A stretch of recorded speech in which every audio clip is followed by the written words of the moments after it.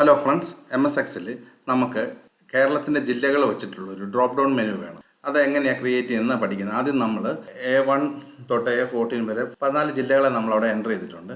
നമുക്ക് ഇവിടെയാണ് ആ ഡ്രോപ്പ് ഡൗൺ മെനു വേണ്ടതെന്ന് വിചാരിക്കുക. ആ സെല്ല് സെലക്ട് ചെയ്യുക.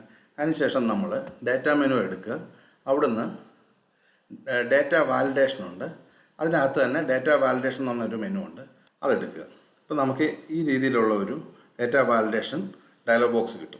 ഇവിടുന്ന് നമ്മൾ ചെയ്യേണ്ടത് അലോ എന്ന് പറഞ്ഞ ഡ്രോപ്പ് ഡൗണിനകത്തുനിന്ന് ലിസ്റ്റ് സെലക്ട് ചെയ്ത് കൊടുക്കുക. അതിനുശേഷം ഈ ലിസ്റ്റിനകത്ത്, അതായത് ഡ്രോപ്പ് ഡൗൺ മെനു ഉദ്ദേശിക്കുന്നത്, അതിനകത്ത് വരേണ്ട എന്തൊക്കെയാണോ ഡാറ്റ അത് സെലക്ട് ചെയ്ത് കൊടുക്കുക. നമ്മളിവിടുന്ന് ആലപ്പുഴ തൊട്ട് തൃശ്ശൂർ വരെയുള്ള ജില്ലകളെ സെലക്ട് ചെയ്യുക.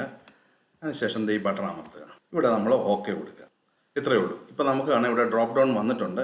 ഇനി നമുക്ക് ഇഷ്ടമുള്ളത് സെലക്ട് ചെയ്യും. ഇതിൻ്റെ ഉപകാരം എന്ന് വെച്ചാൽ ടൈപ്പ് ചെയ്യുന്ന എററുകളൊക്കെ ഈ ഡ്രോപ്പ് ഡൗൺ വയ്ക്കുമ്പോൾ നമുക്ക് ഡാറ്റ എൻട്രിയിൽ ഒഴിവായി കിട്ടും.